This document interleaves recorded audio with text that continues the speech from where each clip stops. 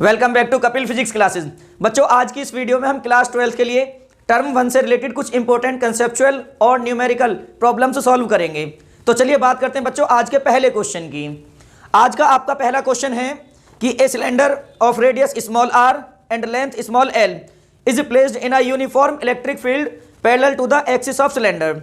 इन्होंने कहा है कि हमारे पास में एक सिलेंडर है जिसका रेडियस स्मॉल आर है और लेंथ है स्मॉल एल। उस सिलेंडर को हमने यूनिफॉर्म इलेक्ट्रिक फील्ड के अंदर प्लेस किया और जो इलेक्ट्रिक फील्ड वहां पर अप्लाई किया गया है वो सिलेंडर की एक्सिस के पैरेलल है। आगे इन्होंने बोला है कि the total flux of the surface of the cylinder is given by, मतलब अब जो सिलेंडर की सरफेस होगी उस सरफेस से जो पास होने वाला फ्लक्स है वो फ्लक्स कितना होगा, उसके लिए आपको दिए हुए ऑप्शंस में से करेक्ट ऑप्शन सेलेक्ट करना है बच्चों। तो बड़े ध्यान से आपको देखना है, जैसा कि क्वेश्चन में गिवन है ये हमारे पास में है सिलेंडर और सिलेंडर का जो रेडियस है वो रेडियस बच्चों हमें दिया गया है कितना, स्मॉल आर, और इस सिलेंडर की जो अपनी लेंथ है वो दे रखी है स्मॉल एल। अब इन्होंने कहा है कि एक यूनिफॉर्म इलेक्ट्रिक फील्ड सिलेंडर की एक्सिस के पैरेलली अप्लाई किया गया है।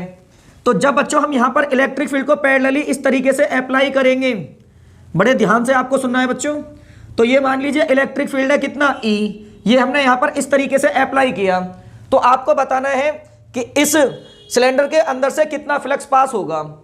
तो जैसा कि आप यहां पर देख रहे हो, ये वाला जो सरफेस है जिसे मैंने नाम दिया बेटा सरफेस 1 और इस वाले एंड को मैंने नाम दे दिया बेटा 2। तो आप यहां पर देख रहे हो कि जो सरफेस नंबर 1 है, इस सरफेस नंबर 1 का जो अपना एरिया वेक्टर होगा वो होगा इस डायरेक्शन में, और सरफेस नंबर 2 के लिए जो एरिया वेक्टर होगा वो होगा इस डायरेक्शन में। अब आपने यहां पर एक छोटी सी चीज देखी, इस वाले एंड में से जो इलेक्ट्रिक फ्लक्स है वो एंटर करेगा और इस वाले एंड में से वही सेम फ्लक्स बाहर भी निकलेगा। तो हम यहां पर ये देख रहे हैं कि इस सिलेंडर की सरफेस 1 में से जितना फ्लक्स करेगा एंटर, सरफेस 2 में से उतना ही फ्लक्स क्या होगा बेटा, एमिट। तो जिसकी वजह से इस सिलेंडर का जो टोटल फ्लक्स होगा वो होगा 0। तो इसके लिए जो करेक्ट ऑप्शन होगा वो होगा बच्चों ऑप्शन ए। चलिए बच्चों बात करते हैं फिर से एक नए क्वेश्चन की। इस बार क्वेश्चन में कहा गया है कि consider an uncharged conducting sphere.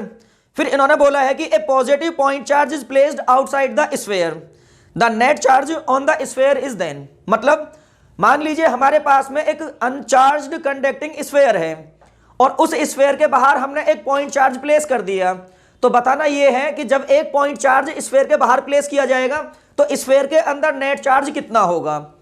तो बेटा बड़े ध्यान से आपको देखना है, मान लीजिए कि यह है हमारे पास में एक स्फीयर, यह है इनिशियली अनचार्ज। जब ये अनचार्ज है तो इसके अंदर टोटल चार्ज कितना होगा, 0। या फिर मैं ये भी कह सकता हूं कि इसके अंदर जितने नेगेटिव चार्ज प्रेजेंट होंगे उतने ही होंगे पॉजिटिव चार्ज प्रेजेंट। अब हमने लिया है एक पॉजिटिव पॉइंट चार्ज जो कि इस स्फीयर के बाहर यहां पर प्लेस कर दिया। तो बताना यह है कि इस स्फीयर के अंदर टोटल कितना चार्ज एनक्लोज होगा। तो बच्चों होगा ऐसा, जब इस स्फीयर के नजदीक में ये चार्ज रखा जाएगा तो ड्यू टू इंडक्शन ये जितना पॉजिटिव है उतना ही नेगेटिव चार्ज इस साइड में डेवलप करेगा और एग्जैक्टली उतना ही पॉजिटिव इस साइड डेवलप करेगा। लेकिन फिर भी होगा क्या, अगर मैं इस स्फीयर की बात करूं तो due to additivity of charge उसके अकॉर्डिंग जो टोटल चार्ज होगा जब दोनों को ऐड करेंगे तो फिर से कितना आएगा निकलकर, 0। तो स्फीयर के अंदर जो टोटल चार्ज एनक्लोज होगा ना बच्चों वो होगा 0। कितना होगा, 0। चलिए बच्चों बात करते हैं फिर से एक नए क्वेश्चन की। इस बार क्वेश्चन में कहा गया है कि 3 charges having magnitude 2q, -q and -q lie at the vertices of a triangle. फिर इन्होंने बोला है कि the value of E and V at the centroid of the triangle will be. मतलब क्या हुआ, बड़े ध्यान से आपको सुनना है। क्वेश्चन में कहा गया है कि हमारे पास में एक ट्रायंगल है और उस ट्रायंगल की वर्टिसेस पर हमने 3 चार्ज प्लेस किए, जिनमें से एक का मैग्नीट्यूड है 2q, दूसरे का मैग्नीट्यूड है -q और तीसरे का मैग्नीट्यूड भी -q है। अब इन्होंने कहा है कि ये तीनों चार्जेस मिलकर के इस ट्रायंगल के सेंट्रॉइड पर जो इलेक्ट्रिक फील्ड इंटेंसिटी और इलेक्ट्रिक पोटेंशियल क्रिएट करेंगे उसके लिए करेक्ट ऑप्शन क्या होगा, वो करेक्ट ऑप्शन आपको चूज करना है बच्चों। तो बड़े ध्यान से आपको देखना है। तो सबसे पहले हम क्या करेंगे, इस ट्रायंगल का ड्रॉ करेंगे सेंट्रॉइड। अगर सेंट्रॉइड ड्रॉ करना है तो तीनों ही एंगल्स का परपेंडिकुलर बाइसेक्टर ड्रॉ कीजिए और जहां पर भी वो परपेंडिकुलर बाइसेक्टर एक दूसरे को इंटरसेक्ट करते हैं उस पॉइंट को बोला जाता है सेंट्रॉइड। मैंने माना कि ये वाला जो चार्ज है ये है Q1, इस वाले चार्ज को मैंने मान लिया ये है Q2 और इसे मैंने नेम दिया बच्चों Q3। अब क्योंकि होगा ऐसा, ट्राइंगल के वर्टिसेस से सेंट्रॉइड तक का डिस्टेंस बिल्कुल इक्वल होता है, तो अब यदि मैं ये मान लूं कि ये डिस्टेंस x है तो ये भी x होगा और ये भी कितना होगा x। लेकिन यहां पर ये जो पहले वाला चार्ज है, ये जो यहां पर इलेक्ट्रिक फील्ड इंटेंसिटी क्रिएट करेगा सेंट्रॉइड पॉइंट P पर, उसके लिए उसकी जो डायरेक्शन होगी, क्योंकि ये चार्ज पॉजिटिव है, तो पहले चार्ज की जो इलेक्ट्रिक फील्ड इंटेंसिटी हमें मिलेगी पॉइंट P पर, उसकी डायरेक्शन आउटवर्ड होगी ये वाली, जिसे मैंने नाम दिया E1। अब यदि मैं आपसे सेम उसी तरीके से बात करूं चार्ज Q2 के लिए, तो चार्ज Q2 जो यहां पर इलेक्ट्रिक फील्ड इंटेंसिटी क्रिएट करेगा, क्योंकि वो नेगेटिव है और नेगेटिव के लिए इन्वर्ट्स होती है, चार्ज की तरफ होती है, तो इसकी इलेक्ट्रिक फील्ड इंटेंसिटी की डायरेक्शन होगी ये, जिसे मैंने नाम दिया E2। कितना नाम दिया? E2। ऐसे ही यदि मैं बात करूं चार्ज Q3 के लिए, तो चार्ज Q3 जो यहां पर इलेक्ट्रिक फील्ड इंटेंसिटी क्रिएट करेगा, उसकी डायरेक्शन भी चार्ज की तरफ होगी, तो इस इलेक्ट्रिक फील्ड इंटेंसिटी को मैंने नाम दिया बच्चों E3। अब मैंने फाइनली यहां पर ये देखा कि जो ये सेंट्रॉइड पॉइंट है, इस पर मुझे 3 इलेक्ट्रिक फील्ड इंटेंसिटी मिली और तीनों की डायरेक्शन डाउनवर्ड्स की तरफ है। तो अब यदि मैं इनका रिजल्टेंट फाइंड करूं, तो रिजल्टेंट कभी भी इन तीनों का जीरो नहीं आ सकता। इनका जो रिजल्टेंट है वो इस कंडीशन में कभी जीरो नहीं आ सकता। जीरो तब आता जब इलेक्ट्रिक फील्ड इंटेंसिटी इनमें से अपोजिट भी होती, तो इस कंडीशन में जो रिजल्टेंट इलेक्ट्रिक फील्ड इंटेंसिटी होगी वो जीरो नहीं हो सकती। तो यहां से हमारे लिए इलेक्ट्रिक फील्ड इंटेंसिटी का जो ऑप्शन मिला वो हो जाएगा कितना बच्चों? Never equals to zero, never equals to zero. अब हम बात करेंगे इलेक्ट्रिक पोटेंशियल के लिए। आप सभी ने एक छोटा सा कॉन्सेप्ट पढ़ा होगा कि जब हम किसी क्यू चार्ज से स्मॉल r डिस्टेंस पर एक पॉइंट मार्क करते हैं P, तो ये लिया गया चार्ज इस माने गए पॉइंट P पर एक इलेक्ट्रिक पोटेंशियल क्रिएट करता है, जिसे कैलकुलेट करने का formula V equals to 1/4 pi epsilon naught और Q बाई R होता है। अब आपको यह भी पता है कि पोटेंशियल एक स्केलर क्वांटिटी होता है, जिसकी वजह से अगर चार्ज पॉजिटिव है तो विद साइन लिखा जाएगा पॉजिटिव, और अगर यहां पर यदि नेगेटिव चार्ज होता तो चार्ज को विद साइन ही लिखते, वो भी आता नेगेटिव में क्यों। अब उसी चीज को याद ध्यान में रखते हुए यहां पर बात करते हैं। तो पहले हम बात करेंगे कि पहला चार्ज यहां पर कितना पोटेंशियल क्रिएट करेगा, वो हो जाएगा V1। कितना हो जाएगा बच्चों? V1। फॉर्मूले के अकॉर्डिंग पहले आएगा 1/4 पाई एप्सिलॉन नॉट इंटू में Q, और पहले चार्ज का मैग्नीट्यूड है 2Q, और डिवाइड बाई आएगा ये डिस्टेंस x। तो ये हो गया पहले चार्ज का पोटेंशियल। अब हम बात करेंगे दूसरे चार्ज के पोटेंशियल की।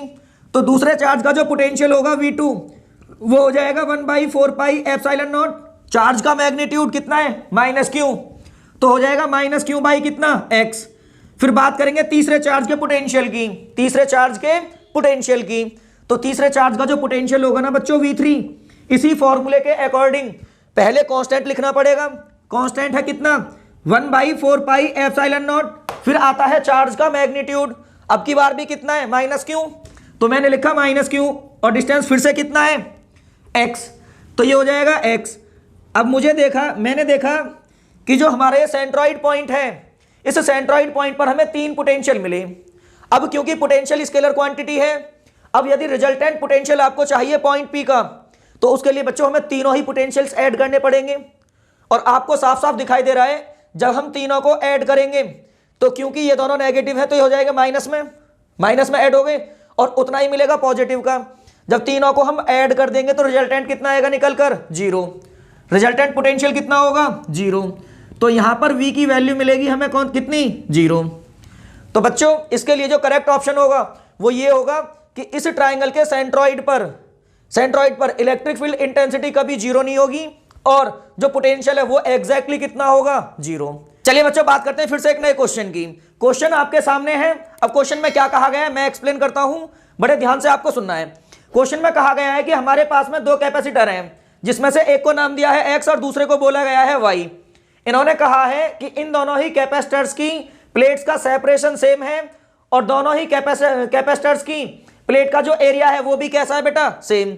लेकिन इन्होंने बोला है कि जो कैपेसिटर x है उसके अंदर एयर है, और कैपेसिटर y के अंदर हमने एक मीडियम फिल किया है जिसके लिए k की वैल्यू 2 गिवन है। अब इन दोनों कैपेसिटर्स को हमने सीरीज में कनेक्ट किया, और उस सीरीज कॉम्बिनेशन से हमने 12 वोल्ट की बैटरी भी ज्वाइन कर दी। तो इन्होंने पूछा ये है कि अब यहां पर जो एक्स के अंदर एनर्जी स्टोर होगी उसका रेशियो वाई वाले कैपेसिटर की एनर्जी के साथ कितना होगा। बड़े ध्यान से सुनना है बच्चों आपको। हमसे पूछा गया है कि कैपेसिटर एक्स के अंदर जो एनर्जी स्टोर होगी उस एनर्जी का वाई की एनर्जी के साथ में कितना रेशियो होगा। अब होता ऐसा है, बड़े ध्यान से देखेंगे। पहली बात तो ये कि क्योंकि ये दोनों ही कैपेसिटर्स कैसे कॉम्बिनेशन में, सीरीज में, जब सीरीज कॉम्बिनेशन में है तो दोनों के अंदर से फ्लो होने वाला जो चार्ज होगा क्यों, वो कैसा होगा बच्चों, सेम। कैसा होगा, सेम। तो चार्ज की वैल्यू तो यहां पर हो जाएगी सेम। फिर आपको यह भी पता है क्योंकि कैपेसिटर एक्स की प्लेट्स के लिए जो बीच में मीडियम है वो एयर दे रखा है। अब अगर मैं यहां से कैपेसिटर एक्स की कैपेसिटी लिखना चाहूं सी एक्स मान ली, तो यहां पर प्लेट्स का सेपरेशन दोनों के लिए सेम है। तो जब एयर होती है तो कैपेसिटी होती है epsilon not a upon D. Epsilon not a upon कितनी होती है, डी। लेकिन अगर मैं वाई की कैपेसिटी लिखना चाहूं, वाई की कैपेसिटी जो मैंने सी वाई मान ली, तो बच्चों जब कैपेसिटर की प्लेट्स के बीच में मीडियम फिल किया जाता है तो उसकी कैपेसिटी जो होती है ना वो हो जाती है के एप्सिलॉन नॉट ए अपॉन कितनी, डी। वो के टाइम्स इंक्रीज हो जाती है। अब यदि आप देखोगे तो यहां पर इतने पार्ट को हम सी एक्स भी बोल सकते हैं। तो यहां पर जो ये सी वाई होगा, सी वाई वो हो जाएगा 2 टाइम्स ऑफ कितना बच्चों, क्योंकि के की वैल्यू कितनी गिवन है 2, तो मैंने इसकी के की वैल्यू पुट की 2 और ये हो जाएगा कितना, सी एक्स। कितना होगा, सी एक्स। तो ये है मेरे पास में सी एक्स की वैल्यू और ये है सी वाई की वैल्यू। अब क्योंकि ये दोनों ही सीरीज में है तो यहां पर बेटा चार्ज कैसा रहेगा, सेम। अब मैं लिखना चाहता हूं जो एक्स कैपेसिटर है उसके अंदर कितनी एनर्जी स्टोर होगी। तो एनर्जी स्टोर के लिए आपने एक फॉर्मूला पढ़ा होगा, U equals to Q square upon 2C, Q square by 2C। इस फॉर्मूले के बेसिस पर यदि मुझे एक्स की एनर्जी लिखनी होती तो U को UX, क्यों दोनों में सेम है, और C को क्या कर देता बच्चों में, CX। तो ये हो जाएगा Q UX, energy stored in capacitor X। ये मैंने मान ली इक्वेशन नंबर 1। सेम उसी तरीके से मैं फॉर्मूला लिखूंगा UY के लिए, energy stored in capacitor Y। तो वो हो जाएगा UY equals to Q square divide by 2 और इंटू में होगा CY। लेकिन आपको ये भी पता है, अभी थोड़ी देर पहले ही आपने लिखा है कि जो CY है वो 2 टाइम्स ऑफ किसके है, CX के। तो ये जो यहां से निकल कर आएगा ये हो जाएगा क्यू स्क्वायर अपॉन 2 तो था पहले से ही, और CY को मैं लिख सकता हूं कितना, 2CX। तो ये हो जाएगा इंटू 2CX, और ये मैंने मान ली इक्वेशन नंबर कौन सी बच्चों, सेकेंड। अब क्योंकि मुझे दोनों की एनर्जी का रेशियो लेना है तो मैंने लिखा कि आप मेरे कहने से फर्स्ट में डिवाइड कर दीजिए, किससे, सेकंड से। जब आप फर्स्ट में सेकंड से डिवाइड करोगे तो इसका मतलब हुआ कि मैंने UX में डिवाइड किया UY से। तो पहले आपको लिखना होगा ये, तो इसकी वैल्यू कितनी है, वो हो जाएगी क्यू स्क्वायर अपॉन कितना, 2CX। अब हम डिवाइड करेंगे इस चीज में इससे, लेकिन अगर मैं डिवाइड को मल्टीप्लाई में कन्वर्ट करूं तो रेसिप्रोकल होगा। जब इसका रेसिप्रोकल करोगे तो ये हो जाएगा कितना, 4CX, और डिवाइड बाई कितना आएगा बच्चों, वो होगा क्यू स्क्वायर। अब क्योंकि यहां पर CX से CX कैंसिल होगा, क्यू स्क्वायर से क्यू स्क्वायर कैंसिल होगा, और इस 2 से 4 कितने टाइम्स, 2 टाइम्स। तो यहां पर जो रेशियो निकल कर आएगा ना वो हो जाएगा बच्चों 2 रेशियो कितना, 1, 2 रेशियो 1। तो इसके लिए जो आंसर होगा वो होगा 2 रेशियो 1। चलिए बच्चों बात करते हैं फिर से एक नए क्वेश्चन की। क्वेश्चन आपके सामने है। अब क्वेश्चन में क्या कहा गया है मैं एक्सप्लेन करता हूं, बड़े ही ध्यान से आपको सुनना है। क्वेश्चन में बोला गया है बच्चों कि हमारे पास में 3 रजिस्टर्स हैं जिनकी नेमिंग की गई है R1, R2 और R3। इन तीनों रजिस्टर्स को एक बैटरी के साथ सीरीज में कनेक्ट कर दिया गया। फिर इन्होंने बोला है कि जो रजिस्टर R1 है ना उसके अंदर से करंट फ्लो कर रही है 2 एम्पियर की। हाँ जी, कितने एम्पियर की करंट फ्लो कर रही है, एग्जैक्टली 2 एम्पियर। फिर इन्होंने बोला है कि जो रजिस्टर R2 है उसकी वैल्यू है 3 ओम। कितनी है बच्चों, 3 ओम। फिर यह बोला गया है कि जो रजिस्टर R3 था उसके अंदर से 6 वॉट की पावर डिसिपेट हो रही है। तो पूछा यह गया है कि जो रजिस्टर R3 है उसके अक्रॉस पोटेंशियल कितना होगा। तो मैंने मान लिया कि R3 के अक्रॉस जो पोटेंशियल है वो V3 है। कितना है बच्चों, V3। तो आप जरा यहां देखेंगे कि ये जो R3 है जिसके अंदर पावर डिसिपेट हो रही है 6 वॉट, तो आपने एक पावर का फॉर्मूला पढ़ा होगा P equals to V into कितना, I।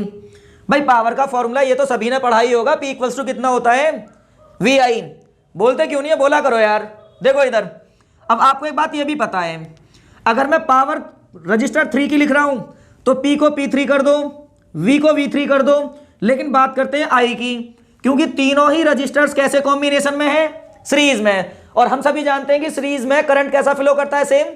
तो जितना करंट R1 में से फ्लो करेगा उतना ही R2 में से, और उतना ही किस में से करेगा, R3 में से। तो मैंने I को I रहने दिया। अब आप एक बात ये भी जानते हो, आपको फाइंड करना है V3। तो यहां से जो V3 होगा ना वो हो जाएगा P3 अपॉन कितना बच्चों, I। P3 कितना है, 6। कितना है, 6। और I कितना है बच्चों, 2। हाँ जी, तो इसे सॉल्व करेंगे और अपना आंसर निकालेंगे कितना आएगा। अरे इतना तो सॉल्व कर ही सकते हो यार, 6 में 2 से डिवाइड करोगे तो कितना आंसर आएगा। क्या करो, कैलकुलेटर यूज करना पड़ेगा। अरे यार इसे तो कोई भी डिवाइड कर सकता है। कितना आएगा आंसर, कितना आएगा, बिल्कुल सही बात है, कितना आएगा, 3। बेटा ध्यान से सुनेंगे एक नया क्वेश्चन। इस बार क्वेश्चन में कहा गया है कि an alternating voltage source of variable angular frequency omega and fixed amplitude capital V is connected in series with a capacitance C and electric bulb of resistance capital R। उन्होंने ये बोला है बेटा कि हमारे पास में है ना एक वोल्टेज सोर्स है, AC का वोल्टेज सोर्स है जिसकी एंगुलर फ्रीक्वेंसी ओमेगा दे रखी है, और कहा है कि ओमेगा की जो वैल्यू वेरिएबल है और उसका जो एम्पलीट्यूड है वो कैपिटल V दे रखा है। और कहा है इन्होंने कि इस AC सोर्स को हमने कैपेसिटर और रजिस्टर के अक्रॉस लगा दिया, और जो रजिस्टर और कैपेसिटर है वो दोनों है सीरीज में। तो फिर इन्होंने कहा है कि व्हेन ओमेगा इज इंक्रीज्ड, जब इस ओमेगा की वैल्यू को इंक्रीज करेंगे, तो ऑप्शन ए सुनेंगे क्या है, ओमेगा को इंक्रीज कर देने से जो बल्ब है वो डिम हो जाएगा, उसकी ब्राइटनेस डिक्रीज हो जाएगी। ऑप्शन बी, उसकी जो ब्राइटनेस है वो ज्यादा इंक्रीज हो जाएगी। Option C, net impedance of the circuit remain unchanged, कि सर्किट का जो इंपीडेंस होगा वो अनचेंज रहेगा। Option D, total impedance of the circuit increases, कि सर्किट का जो टोटल इंपीडेंस है वो इंक्रीज होगा।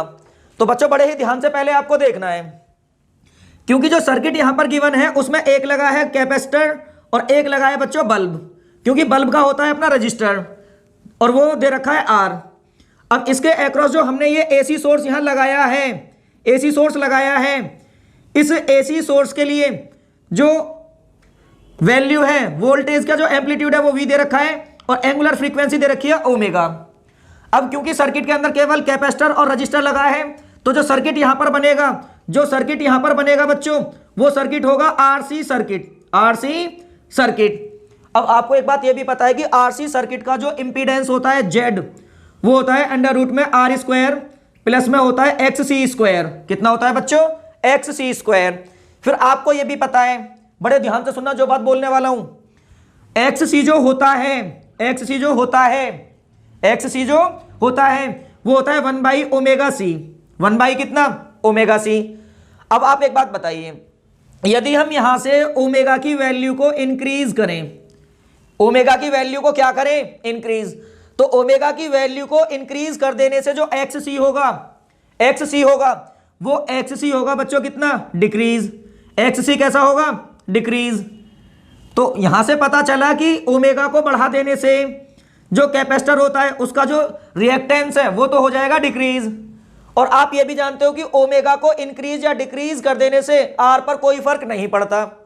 तो ओवरऑल हमें यहां से ये पता चला यदि XC डिक्रीज हो गया तो सर्किट का इंपीडेंस क्या हो जाएगा, डिक्रीज। इंपीडेंस क्या होगा, डिक्रीज।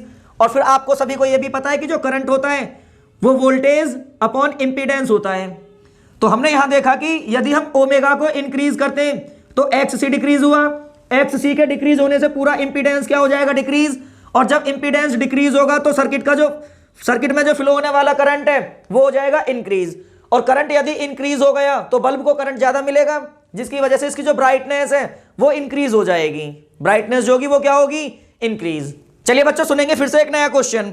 इस बार क्वेश्चन में बोला गया है कि a sinusoidal voltage of peak value 283 volt and frequency 50 hertz is applied to a series LCR circuit. मतलब इन्होंने कहा है कि हमारे पास में एक साइनोसॉइडल वोल्टेज है जिसकी पीक वैल्यू 283 वोल्ट है और फ्रीक्वेंसी दे रखी है 50 हर्ट्ज। हमने इस वोल्टेज को एक सीरीज LCR सर्किट के अक्रॉस अप्लाई किया, जिसके अंदर लगाए गए रजिस्टर की वैल्यू दे रखी है 3 ओम, इंडक्टर का सेल्फ इंडक्टेंस दे रखा है 25.48 मिली हेनरी और कैपेसिटर का कैपेसिटेंस दे रखा है 796 माइक्रोफैरेड। फिर इन्होंने पूछा यह है कि जो सर्किट के अंदर पावर डिसिपेट होगी रेजोनेंस कंडीशन में वो कितनी होगी। उसके लिए आपको करेक्ट ऑप्शन चूज करना है। तो बड़े ध्यान से आपको सुनना है बच्चों, जैसा कि क्वेश्चन में गिवन है कि जो साइनोसॉइडल वोल्टेज है उसकी पीक वैल्यू बोले तो वी नॉट, कितनी बच्चों, वी नॉट, उसकी वैल्यू दे रखी है 283 वोल्ट, 283 वोल्ट, और उसकी जो फ्रीक्वेंसी है न्यू वो दे रखी है 50 हर्ट्ज, 50 हर्ट्ज। अब इन्होंने ये कहा है कि ये जो चीज है, ये जो एसी सोर्स है, इसे हमने एक एलसीआर सर्किट के अक्रॉस अप्लाई किया।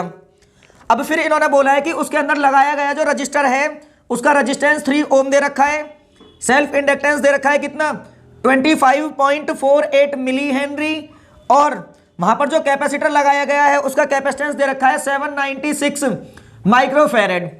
तो इन्होंने ये पूछा है कि सर्किट के अंदर जो पावर डिसिपेट होगी P बार, लेकिन वो भी कौन सी कंडीशन में, रेजोनेंस कंडीशन में। कौन सी कंडीशन में बच्चों, रेजोनेंस कंडीशन में, वो पावर डिसिपेट कितनी होगी ये आपको बताना है। तो सबसे बड़ी बात आती है क्वेश्चन में कि जो सर्किट है वो रेजोनेंस कंडीशन में है। अब आपको ये पता है कि जब एक एलसीआर सर्किट रेजोनेंस कंडीशन में होता है तो उस टाइम पर उसका जो इंपीडेंस होता है ना वो मिनिमम होता है। और ये बात भी आप जानते हो कि जब एक एलसीआर सर्किट रेजोनेंस कंडीशन में होता है ना बच्चों, उस टाइम पर जो इंडक्टर होता है और कैपेसिटर होता है वो सर्किट में रेजिस्टेंस ऑफर नहीं कराते। उस टाइम पर सर्किट का जो इंपीडेंस होता है जेड, वो सिर्फ और सिर्फ रजिस्टर के रेजिस्टेंस के बराबर होता है। रेजोनेंस कंडीशन में एलसीआर सर्किट का जो इंपीडेंस होता है वो बराबर होता है सिर्फ और सिर्फ किसके, रजिस्टर के रेजिस्टेंस के। लेकिन हमें फाइंड करनी है एवरेज पावर लॉस। जैसा कि बच्चों आप सभी जानते हो कि जो इंपीडेंस होता है ना रेजोनेंस कंडीशन में, वो इंपीडेंस जेड बराबर होता है रजिस्टर के रेजिस्टेंस के। तो अब आपने पावर के लिए एक फॉर्मूला पढ़ा होगा कि जो पावर होती है ना वो होती है बच्चों आई स्क्वायर आर, लेकिन आई हमारे पास में है नहीं, तो मैं इस चीज को लिख सकता हूं थोड़ा सा इस तरीके से, ये हो जाएगा जो आई होता है, आई को बच्चों हम कैलकुलेट करते हैं, एक फॉर्मूला होता है हमारे पास में I equals to I naught by root two, I naught by कितना, रूट टू। तो मैं लिख सकता हूं इसे I naught by root two और उसका भी कर देंगे होल स्क्वायर और इनटू में हो जाएगा कौन, ये आर। लेकिन बात ये आती है अब हमारे पास में आई नॉट भी नहीं है, तो आपने एक फॉर्मूला पढ़ा है आई का, वो होता है वी बाई कितना, आर। अगर आप v को v नॉट करोगे तो i किस में कन्वर्ट हो जाएगा, i नॉट में। तो इस चीज को मैं यहां पर फिर से लिख सकता हूं, तो ये बन जाएगा बच्चों कितना, i नॉट की जगह पर मुझे लिखना है v नॉट बाई कितना, r। तो ये बन जाएगा v नॉट, i नॉट की जगह लिखेंगे v नॉट बाई r, तो जब इसका भी स्क्वायर करोगे तो बन जाएगा v not square divide by हो जाएगा r स्क्वायर, और रूट 2 का स्क्वायर करोगे तो बनेगा केवल 2, और इनटू में ऊपर कौन लिखा हुआ है वो r। अब यहां से जो v नॉट है उसकी वैल्यू कितनी गिवन है 283, तो इसकी वैल्यू को पुट कर लो तो ये हो जाएगा 283, स्क्वायर है तो 2 टाइम्स लिख देंगे, फिर से लिखा मैंने 283, और इनटू में इस r से इसकी एक पावर कैंसिल हो जाएगी, डिवाइड में आएगा कितना बच्चों, ये 2, और इनटू में r, और r की वैल्यू कितनी गिवन है 3। अब इस चीज को हम सॉल्व करेंगे और सॉल्व करके जो भी हमारा आंसर होगा वही होगा फाइनल आंसर। चलिए बच्चों बात करेंगे फिर से एक नए क्वेश्चन की। इस बार क्वेश्चन में कहा गया है कि if both the number of turns and core length of an inductor is doubled keeping other factor constant, फिर इन्होंने कहा है then its self inductance will be. मतलब क्या हुआ, बड़े ध्यान से सुनना है। इन्होंने कहा है कि हमारे पास में एक इंडक्टर है, यदि उस इंडक्टर के अंदर आए हुए नंबर ऑफ टर्न और कोर की लेंथ को डबल कर दें, कोर की लेंथ को क्या कर दें, डबल, और बाकी जितने भी फैक्टर्स हैं सभी को रखें कांस्टेंट, तो आपको यह बताना है कि कॉइल का जो सेल्फ इंडक्टेंस होगा वो किस तरीके से अफेक्टेड होगा। उसके लिए अब आपके पास में 4 ऑप्शंस हैं और करेक्ट ऑप्शन आपको चूज करना है। तो बेटा बड़े ध्यान से सुनेंगे। आप सभी ने एक छोटी सी बात पढ़ी होगी कि मान लीजिए हमारे पास में ये एक इंडक्टर है, क्या है बच्चों, इंडक्टर। तो इस इंडक्टर का जो सेल्फ इंडक्टेंस होता है ना, उसे कैलकुलेट करने के लिए फॉर्मूला होता है mu naught capital N square divide by L, और इनटू में होता है A, इनटू में कितना होता है A। ये कंडीशन थी इनिशियल की, लेकिन बाद में इन्होंने जो n है n को कन्वर्ट कर दिया डबल, तो ये हो जाएगा 2n, और जो L है L को भी कितना कर दिया बेटा इन्होंने 2L। तो अब जो सेल्फ इंडक्टेंस नया निकल कर आएगा वो मैंने L डैश मान लिया। जब इस चीज को आप यहां पुट करोगे तो ये हो जाएगा म्यू नॉट, n की जगह पर रखना है 2n, तो ये हो जाएगा 2 का स्क्वायर करने पर 4n स्क्वायर। ए को एज इट इज रहने दो। बात करते हैं एल की। एल हो जाएगा फिर से कितना 2l। तो यहां से ये चीज कैंसिल हो जाएगी कितने टाइम्स 2 टाइम्स। तो ये जो एल डैश आएगा निकल कर वो हो जाएगा 2 times mu naught n square A और डिवाइड बाई कितना होगा l। और इतनी चीज को पहली इक्वेशन से मैंने क्या बोला है बच्चों l। तो यहां से जो l डैश होगा ना वो 2 टाइम्स ऑफ होगा कितना l। तो मतलब ये हुआ कि जो सेल्फ इंडक्टेंस है ना वो इंक्रीज होकर हो जाएगा डबल। कितना हो जाएगा बच्चों डबल। चलिए बच्चों बात करते हैं फिर से एक नए क्वेश्चन की। इस बार क्वेश्चन में कहा गया है कि the current sensitivity of a galvanometer increases by 20% if its resistance also increases by 25%। मतलब यदि हम किसी गैल्वेनोमीटर के रेजिस्टेंस को 25% इंक्रीज कर दें तो उसकी जो करंट सेंसिटिविटी है वो 20% इंक्रीज हो जाती है। तो बताना यह है कि उसकी जो वोल्टेज सेंसिटिविटी होगी वो कितने परसेंट इंक्रीज होगी। वोल्टेज सेंसिटिविटी कितने परसेंट इंक्रीज होगी। बड़े ध्यान से सुनना है बच्चों आपको। मैंने ये माना कि जो इनिशियली कंडीशन है उस इनिशियल कंडीशन में गैल्वेनोमीटर का जो रेजिस्टेंस है वो है बेटा कैपिटल जी। जब इनिशियल कंडीशन में रेजिस्टेंस इतना है तो इनिशियली उसकी जो वो करंट सेंसिटिविटी होगी वो मैंने मान ली कितनी है वो है IS। तो इनिशियली जो इसकी वोल्टेज सेंसिटिविटी होगी इनिशियली वोल्टेज सेंसिटिविटी जो होगी वो मैंने मान ली कितनी है बच्चों VS। कितनी है VS। बड़े ध्यान से सुनना है। इनिशियली रेजिस्टेंस G है, करंट सेंसिटिविटी के IS है और वोल्टेज सेंसिटिविटी VS है। तो अगर मैं यहां पर वोल्टेज सेंसिटिविटी के लिए फॉर्मूला लिखना चाहूं तो वो होता है current sensitivity upon resistance IS divide by कितना होगा G। तो इनिशियली जो उसकी वोल्टेज सेंसिटिविटी होगी वो इतनी होगी। बाद में हमने क्या काम किया फाइनली उसका जो रेजिस्टेंस है पहले कितना था वो G, वो इंक्रीज कर दिया कितने परसेंट 25%। तो ये हो जाएगा G प्लस 25% ऑफ G। तो जो नया रेजिस्टेंस मुझे मिलेगा वो मैंने G डैश माना। अब यदि G डैश चाहिए तो ये हो जाएगा G प्लस 25 डिवाइड बाई 100 और इंटू में आ जाएगा ये G। इंटू में आएगा कितना G। तो अगर मैं इसे लिखना चाहूं तो ये हो जाएगा G प्लस जब 100 से डिवाइड करोगे तो ये बनेगा 0.25 G। अब यहां से आप G को कॉमन लोगे और जब इसे सॉल्व करोगे तो जो G डैश आएगा ना निकल कर G डैश जो आएगा निकल कर वो आएगा बच्चों कितना वो हो जाएगा 1.25 G। तो फाइनली उसका रेजिस्टेंस इतना हो जाएगा। जब रेजिस्टेंस इतना होगा तो बात करेंगे उसकी करंट सेंसिटिविटी की। अब आपको पता है कि फाइनली उसकी जो करंट सेंसिटिविटी है उसमें इंक्रीमेंट हुआ है कितना 20% का। तो जो फाइनल करंट सेंसिटिविटी होगी वो IS प्लस 20% ऑफ IS हो जाएगी। अब आपको यह भी पता है जो इसकी नई करंट सेंसिटिविटी मुझे मिलेगी फाइनली कंडीशन में वो मैंने IS डैश मान ली। अब यहां से इसे मैं लिख सकता हूं IS प्लस 20, इस परसेंट को जब हटाओगे तो 20 बाई बनेगा 100 और इंटू में हो जाएगा ये कितना IS। जब आप इसे सॉल्व करोगे तो जो IS डैश आएगा वो इसे डिवाइड करोगे IS को कॉमन लोगे तो वो बनेगा बच्चों 1.2 IS। तो ये हो जाएगी इसकी फाइनली करंट सेंसिटिविटी। तो मैंने एक छोटी सी बात कही, जब फाइनली रेजिस्टेंस इतना था, करंट सेंसिटिविटी इतनी थी, तो मैं फाइनल वोल्टेज सेंसिटिविटी लिखनी चाहता हूं।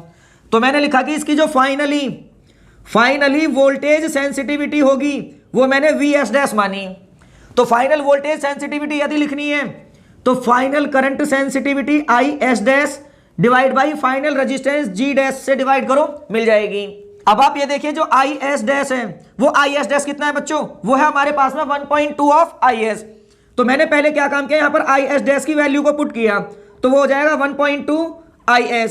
अब देखिए G डैश कितना है, क्योंकि G डैश हमने निकाल लिया है, वो है हमारे पास में 1.25 G। तो मैंने इसे लिखा वो हो जाएगा 1.25 G। अब आप एक बात बताइए, अब यहां से यदि मैं चाहूं तो पॉइंट से पॉइंट कैंसिल करूंगा तो यहां एक 0 आएगी। अब जब आप इसे 5, अब आप मेरे कहने से इसे 5 से डिवाइड कर दीजिए। जब 5 से डिवाइड करोगे तो ये कितने टाइम्स जाएगा, ये जाएगा 24 टाइम्स। और जब 5 से कट करोगे तो ये जाएगा 25 टाइम्स। लेकिन यहां पर जो आया हुआ ये है ये IS अपॉन G। अगर मैं इस IS अपॉन G को स्टार्टिंग में देखूं तो मैंने आई एस अपॉन जी को वी एस बोला है। कितना बोला है बच्चों? V S. तो यहां से जो वोल्टेज सेंसिटिविटी होगी ना फाइनल वाली वी एस डैश, वो हो जाएगी 24/25। 24/25 कितनी? इस चीज को लिखेंगे वी एस। ये हो जाएगी वोल्टेज सेंसिटिविटी इसकी इतनी। अब बड़े ध्यान से देखना है। अब मेरे पास में इनिशियल वोल्टेज सेंसिटिविटी है, फाइनल वाली भी है, मुझे निकालना है percentage change in voltage sensitivity. तो मैंने सीधे सीधे लिखा बेटा कि जो यहां पर परसेंटेज चेंज होगा किसमें? वोल्टेज सेंसिटिविटी वी एस में। वो होगा कितना? तो परसेंटेज सेंसिटिविटी का जो चेंज होगा, अब आपको पता है परसेंटेज चेंज निकालने का जो फॉर्मूला होता है वो होता है चेंज अपॉन ओरिजिनल। तो चेंज के लिए लिखेंगे V S dash minus V S और डिवाइड बाई ओरिजिनल है वी एस और इनटू में हो जाएगा 100। इनटू में हो जाएगा कितना बच्चों? 100। अब आप एक बात बताइए, वी एस डैश मैंने कितना निकाला? 24 डिवाइडेड बाई कितना? 25। तो मैं इसकी वैल्यू पुट कर सकता हूं 24 divided by 25 V S minus original तो वी एस है ही है, डिवाइड बाई वी एस को वी एस रहने दो और इनटू में कितना आएगा? 100। हम क्या करेंगे, यहां से ऊपर से वी एस कॉमन लेंगे तो नीचे वाला वी एस कैंसिल होगा। तो इसे जब आगे सॉल्व करेंगे तो ये बचेगा 24 डिवाइडेड बाई 25 माइनस में आएगा कितना? 1 और इनटू में आ जाएगा कितना बच्चों? ये आएगा 100। अब आप इसे सॉल्व करना और सॉल्व करके जो भी आपका फाइनली आंसर आए उसमें एक चीज आपको चेक करनी होगी, यदि आंसर नेगेटिव में आता है तो वोल्टेज सेंसिटिविटी उतने ही परसेंट डिक्रीज हो जाएगी और यदि ये आंसर पॉजिटिव में आएगा तो वोल्टेज सेंसिटिविटी उतने परसेंट क्या होगी? इंक्रीज। और जो भी आपका आंसर आए निकलकर बच्चों हमें कमेंट बॉक्स में कमेंट करके जरूर बताना। चलिए बच्चों बात करते हैं फिर से एक नए क्वेश्चन की। क्वेश्चन आपके सामने है। अब क्वेश्चन में क्या कहा गया है ना ही तो मैं ये एक्सप्लेन करूंगा और ना ही क्वेश्चन का सॉल्यूशन आपको बताऊंगा, क्योंकि ये जो क्वेश्चन है ये आपको खुद ही सॉल्व करना है और सॉल्व करके जो भी आपका आंसर आए वो हमें कमेंट बॉक्स में कमेंट करके जरूर बताएं ताकि हम ये जज कर लें कि जो सॉल्यूशन आपने किया है वो करेक्ट है या इनकरेक्ट। चलिए बच्चों बात करते हैं फिर से एक नए क्वेश्चन की। इस बार क्वेश्चन में कहा गया है कि a battery is connected to the conductor of non uniform cross section area. मतलब हमारे पास में कंडक्टर है जिसका cross sectional area non uniform है और उसके अक्रॉस हमने एक बैटरी कनेक्ट कर दी। फिर इन्होंने पूछा है कि द क्वांटिटीज और क्वांटिटी विच इज कांस्टेंट। मतलब हमारे पास में जो कंडक्टर था जिसके अक्रॉस हमने बैटरी कनेक्ट कर दी, तो बैटरी कनेक्ट कर देने के बाद में कुछ क्वांटिटीज के नाम आपको दे रखे हैं और पूछा यह गया कि उसमें से कौन कौन सी क्वांटिटी कांस्टेंट रहेंगी। उसके लिए करेक्ट ऑप्शन चूज आपको करना है बच्चों। तो होता ऐसा है क्योंकि जो कंडक्टर यहां पर दे रखा है उसका जो क्रॉस सेक्शनल एरिया है वो नॉन यूनिफॉर्म है। कैसा है बच्चों? Non uniform. तो मान लीजिए ये कंडक्टर कुछ इस शेप का है। जब इसके अक्रॉस हम यहां पर कनेक्ट करेंगे एक बैटरी, कनेक्ट करेंगे यहां पर एक बैटरी, तो कंडीशन क्या होगी? बड़े ध्यान से आपको सुनना है। सबसे पहले हम बात करेंगे यहां पर करंट की। तो बेटा कंडक्टर के अंदर से जो करंट फ्लो करता है ना वो होता है rate of flow of charge. किसी भी क्रॉस सेक्शनल एरिया में से पास होने वाला जो चार्ज है, फ्लो करने वाला जो चार्ज है वो उसके रेट पर डिपेंड करता है। और हम ये भी जानते हैं कि जब इधर से इलेक्ट्रॉन एंटर करेंगे और इधर से निकलेंगे तो कंडक्टर के अंदर इलेक्ट्रॉन्स का एक्यूमुलेशन नहीं होता, जिसकी वजह से जो चार्ज का फ्लो होगा वो कांस्टेंट रेट से होगा, कांस्टेंट रेट से होगा, जिसकी वजह से करंट रहेगा कांस्टेंट। करंट कैसा रहेगा? कांस्टेंट। बात करेंगे कंडक्टर के रेजिस्टेंस की। तो आप सभी को पता है रेजिस्टेंस का एक फॉर्मूला होता है R equals to rho l divided by कितना? A। यहां पर L फिक्स है। बात करते हैं रो की, ये होती है रेजिस्टिविटी, ये मटेरियल की प्रॉपर्टी होती है, तो ये भी कांस्टेंट है। लेकिन हर पॉइंट पर क्रॉस सेक्शनल एरिया चेंज हो रहा है, जिसकी वजह से एरिया चेंज हो जाने से रेजिस्टेंस चेंज होगा, तो रेजिस्टेंस वेरी करेगा। फिर आपसे हम बात करेंगे पोटेंशियल की। अब आपको पता है जो पोटेंशियल होता है उसका formula V equals to IR होता है। जब R चेंज हो रहा है तो R के चेंज होने से V भी चेंज होगा, V भी क्या होगा? चेंज। अब बात करेंगे लास्ट इलेक्ट्रिक फील्ड की। आपको पता है जितना पोटेंशियल होगा उतना ही उसके अक्रॉस इलेक्ट्रिक फील्ड भी होगा। अब क्योंकि पोटेंशियल चेंज हो रहा है, पोटेंशियल के चेंज होने से ही चेंज होता है इलेक्ट्रिक फील्ड। क्या चेंज होता है बेटा? Electric field. तो इस क्वेश्चन के लिए जो करेक्ट ऑप्शन होगा वो ये होगा कि करंट रहेगा कांस्टेंट और बाकी सारी क्वांटिटीज होती रहेंगी चेंज। और आज की वीडियो में बच्चों बस हम इतना ही कराएंगे। और आपको अगर ये वीडियोस अच्छी लगी हो तो ऐसी ही वीडियोस कंटिन्यूअसली वॉच करने के लिए आप हमारे चैनल कपिल फिजिक्स क्लासेस को सब्सक्राइब करें।